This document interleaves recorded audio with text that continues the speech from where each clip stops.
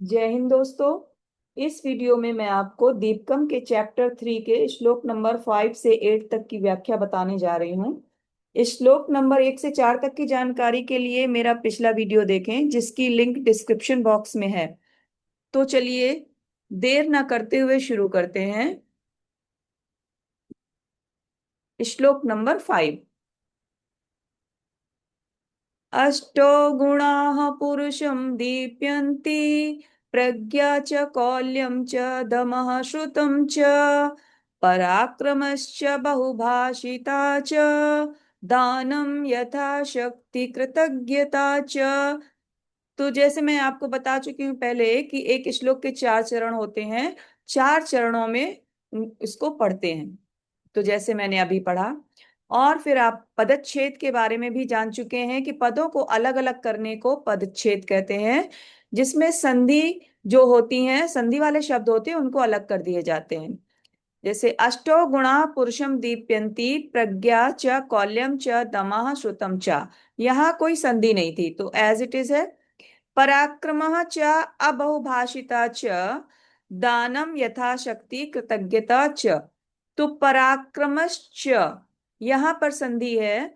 पराक्रमः plus च, विसर्ग संधि है, तो ये दोनों पद हमने अलग कर दिए तो अर्थ समझने में आसानी रहेगी। और यहाँ पर भी है च बहुभाषिता, च प्लस अबहुभाषिता। तो ये इस तरह दो संधियां थी, तो इनको अलग अलग कर दिया, इन पदों को अलग अलग कर दिया। अब हम अन्वय देखते हैं। अन्वय कर्ता क्रिया कर्म आदि को क्रम से लगाने को अन्वय कहते हैं। इससे सेंटेंस बन जाता है और अर्थ आसानी से समझ में आता है।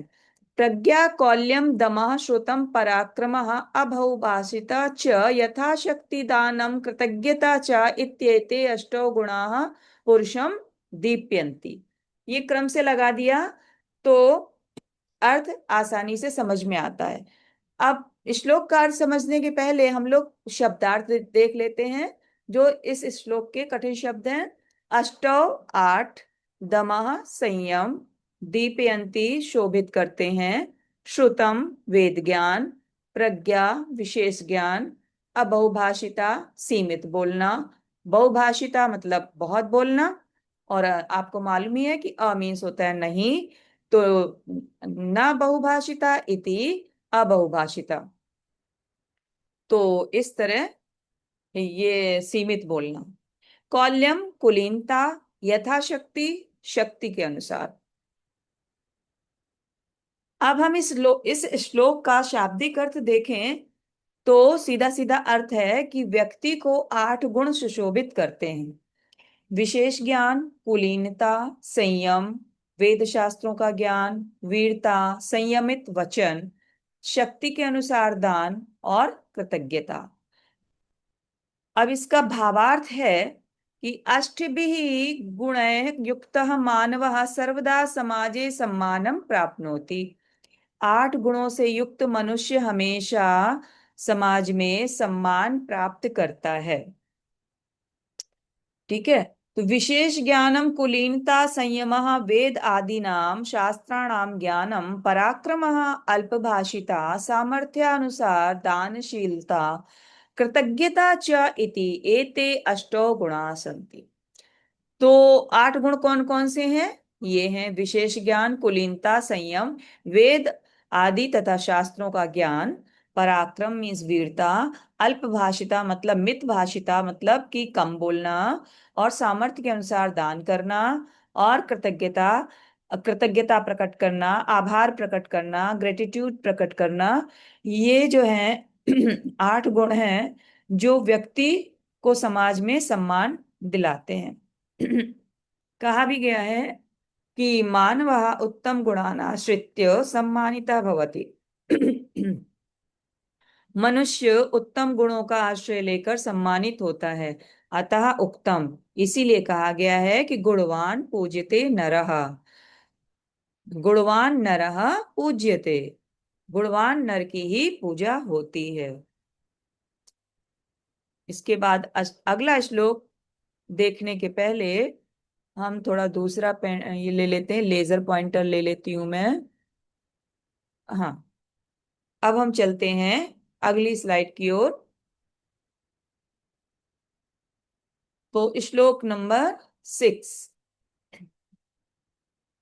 न सा सभा यत्र न सन्ति वृद्धा, वृद्धाः न ते ये न वदन्ति धर्मम्, धर्मः स नो यत्र न सत्यमस्ति, सत्यम न तद यच्छ छलम अभ्युपैति।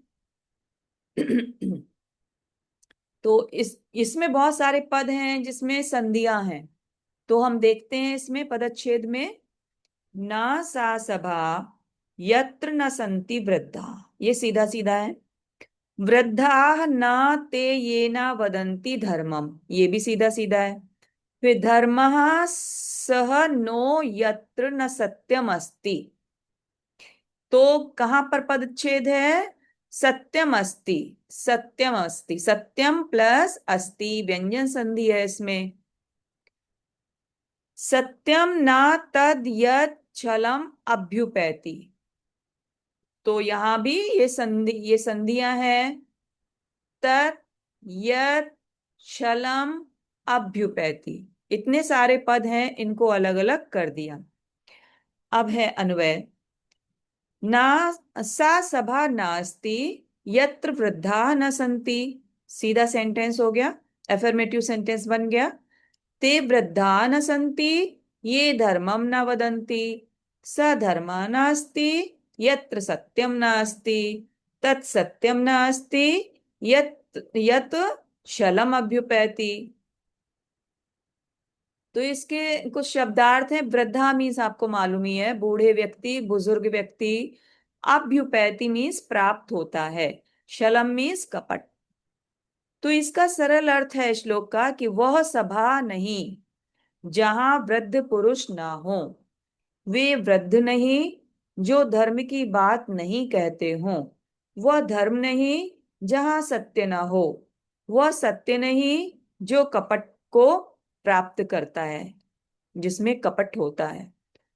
तो इसका भावार्थ ये है कि अस्मिन संसारे विविधाः सभा भवन्ति, बहुत सारी सभाएं होती हैं इस संसार में।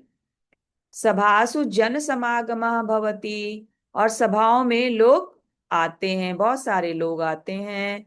बहुभाषणम प्रचलति, बहुत भाषण होता है। तेन साफल्यम न भवति, उससे सफलता नहीं मिलती है। केवल बकबक करने से, कुछ भी बोलने से सफलता नहीं मिलती है। वस्तुतः सा एव सभा सफला भवति यत्र वयोवृद्धाः ज्ञानवृद्धाः च जनाः भवेयुः। वास्तव में वही सभा, वही मीटिंग सफल होती है जहां पर बड़े बुजुर्ग और ज्ञानी बुजुर्ग लोग होते हैं। पुनरपि ते ज्ञान वृद्धाः धर्म विषये वदेयुः। तो ठीक है, बुजुर्ग लोग हैं और ज्ञानी लोग हैं, लेकिन फिर भी उन सब ज्ञानियों को धर्म के बारे में बोलना चाहिए। जो धर्मयुक्त बातें हैं वही बोलनी चाहिए। तो धर्म संबद्ध धायाम चर्चायाम सत्यमेव वक्तव्यम, तो धर्म संबद्ध चर्चा क्या होगी? जिसमें सत्य बोला जाए, केवल सत्य बात ही बोली जाए, घुमा फिरा के कुछ भी झूठ नहीं बोला जाए। यत सत्यम तथ्य युक्तम भवेत, ना तो छलना युक्तमिति। तो जो सत्य वही है जो तथ्य युक्त हो, जो वास्तविक हो, जो प्रमाण युक्त हो, छल युक्त ना हो। तो इसमें हर चीज की हर हर चीज जो है इंटरलिंक्ड है, कि ये ऐसा है तो ऐसा होना चाहिए, ऐसा है तो ऐसा होना चाहिए। इस तरह हमें ये श्लोक ये हमें सिखाता है कि अंत में क्या है, कि सभा वही सफल है जिसमें वृद्ध लोग हैं, बुजुर्ग लोग हैं, ज्ञानी लोग हैं, और वो अपने ज्ञान की बातें ही करते हैं और धर्म की बातें करते हैं। और धर्म वही है, धर्म युक्त चर्चा वही है जिसमें सत्य हो, और सत्य वही है जो प्रमाण युक्त हो, छल युक्त ना हो। अगला श्लोक है दुर्जनेन समम सख्यम प्रीतिम। देखिए ये इसमें अनुस्वार लगा है, तो हम माँ की आवाज निकालेंगे इसमें। दुर्जनेन समम सख्यम प्रीतिम चापि न कारयेत् उष्णो दहति चांगारः शीतः कृष्णायते करम। अब इसका हम पदच्छेद करेंगे। तो पहली लाइन में क्या है आपका, जो संधि है चापी है ना। तो चलिए देखते हैं पदच्छेद। दुर्जनेन समम सख्यम प्रीतिम च अपि न कारयेत् उष्णः दहति च अंगारः शीतः कृष्णायते करम। ठीक है, तो यहाँ पे दो पदच्छेद करने पड़े, चा प्लस अपि, चा प्लस अंगारः। इसका अन्वय है, सीधा सीधा है, दुर्जनेन समम सख्यम प्रीतिम चापि न कारयेत्। ऊपर की लाइन बिल्कुल सीधी सीधी है। उष्णः अंगारः दहति शीतः च करम कृष्णायते। तो चलिए इसके पहले हम शब्द अर्थ देख लेते हैं। दुर्जनेन मीन्स दुष्ट के साथ, सख्यम मीन्स मित्रता, उष्ण मीन्स गर्म, अंगारा मीन्स अंगारा, जो कोयला जब जल जाता है तो लाल हो जाता है ना, उसे अंगार कहते हैं। कृष्णायते काला करता है, समम साथ, कार्येत करें, दहती जलाता है, शीतः ठंडा, करम हाथ को। इस तरह आप एक एक श्लोक की वर्ड मीनिंग्स याद करते जाएंगे ना, तो बहुत आसानी रहेगी और आप फिर अपने आप अनुवाद कर सकते हैं इसका। तो इसका सरलार्थ क्या है, सरल अर्थ क्या है, कौन सी संधि है इसमें, दीर्घ संधि, सरल प्लस अर्थ। दुष्ट व्यक्ति के साथ मित्रता और प्रीति नहीं करनी चाहिए। प्रीति मतलब प्रेम। तो दुष्ट व्यक्ति के साथ मित्रता, दोस्ती और प्रेम नहीं करना चाहिए, क्योंकि जैसे एग्जाम्पल है कि गर्म अंगारा, यदि हम गर्म अंगार को छू लें, जलते हुए लाल कोयले को छू लें तो वो जला देता है, और ठंडा होने पर वही कोयला, वही अंगारा हाथ को काला कर देता है, तो वो हमारा नुकसान ही करता है। इसलिए हमें दुष्ट व्यक्ति के साथ मित्रता और प्रीति नहीं करनी चाहिए। भावार्थ है, दुर्जनेन सह मैत्री न करणीया। दुर्जन व्यक्ति के साथ, दुष्ट व्यक्ति के साथ मैत्री मतलब दोस्ती नहीं करनी चाहिए। यतो ही दुर्जनः विश्वास योग्य न भवति, क्योंकि, यतो यतः मीन्स क्योंकि, तो यतो ही दुर्जना, क्योंकि दुष्ट व्यक्ति विश्वास के योग्य नहीं होता है। दुर्जनेन सा बंधुता प्रीति न करणीय, और दुर्जन के साथ बंधुता मतलब वही भाईचारा और प्रीति प्रेम नहीं करना चाहिए।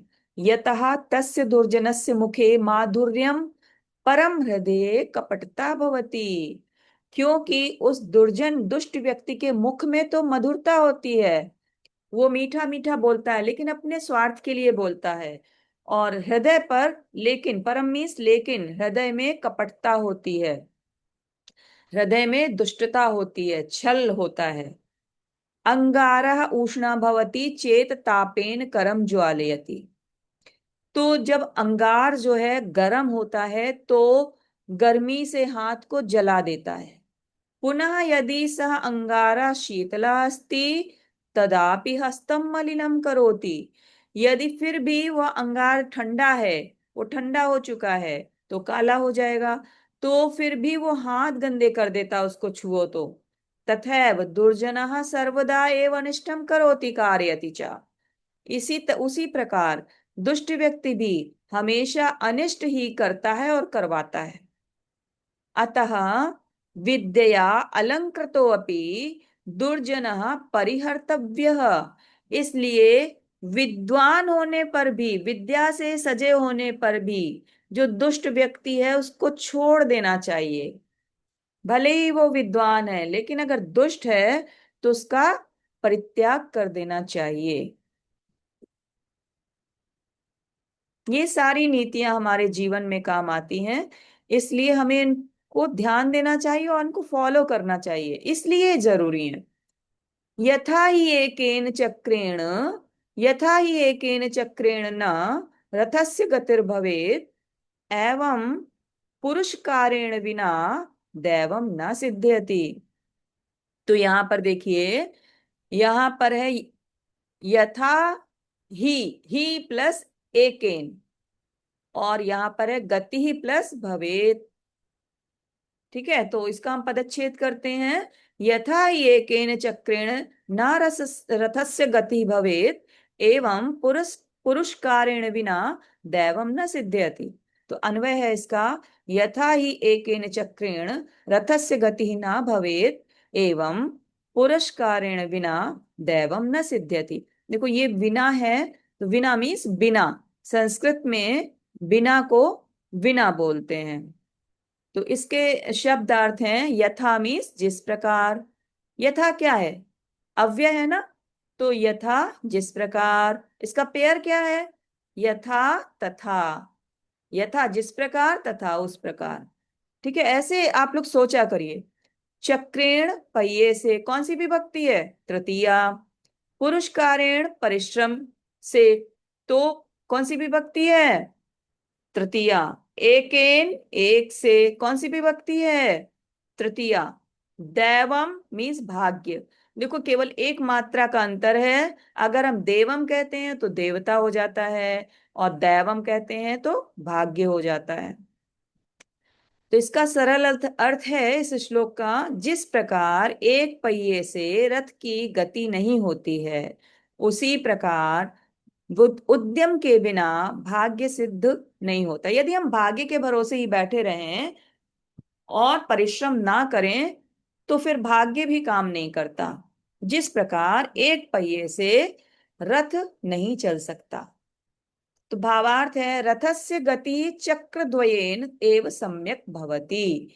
रथ की गति, रथ की चाल जो है, चक्रद्वयेन दो चक्रों से ही उचित ढंग से होती है। एकेन चक्रेण रथस्य गमनम न संभवेत, एक चक्र से रथ का जाना संभव नहीं है। रथस्य गति ही स्थगिता स्यात्, और रथ की गति रुक जाएगी। इसी प्रकार पुरुषार्थेन बिना फलम न सिद्ध्यति। पुरुषार्थेन मतलब परिश्रम के बिना, परिश्रम के बिना फल सिद्ध नहीं होता है। तो यहां पर देखो, बिना के योग में कौन सी विभक्ति आई है, तृतीया। तो आपको ध्यान रखना, जहां पर बिना होगा वहां पर तृतीया आएगी। तो पुरुषार्थेन बिना, पुरुषार्थ के बिना, पुरुषार्थ मीन्स परिश्रम, परिश्रम के बिना फल सिद्ध नहीं होता है। भाग्ये स्थिते अपि उद्योगेन एव फलम लभ्यते। भाग्य में स्थित होने पर भी परिश्रम से ही फल मिलता है। मान लीजिए आपका थोड़ा सा भाग्य है, आपके भाग्य में ये है, लेकिन आपने उसके लिए प्रयास ही नहीं किया, परिश्रम ही नहीं किया, तो फिर वो आपको उसका फल नहीं मिल सकता। अत्र अनुभूयते यत प्रयत्नः भाग्यम च मानव रथस्य द्वे चक्रे स्तः। इसलिए यहाँ अनुभव किया गया है कि कोशिश और भाग्य, कोशिश और भाग्य मानव रूपी रथ के दो पहिए हैं।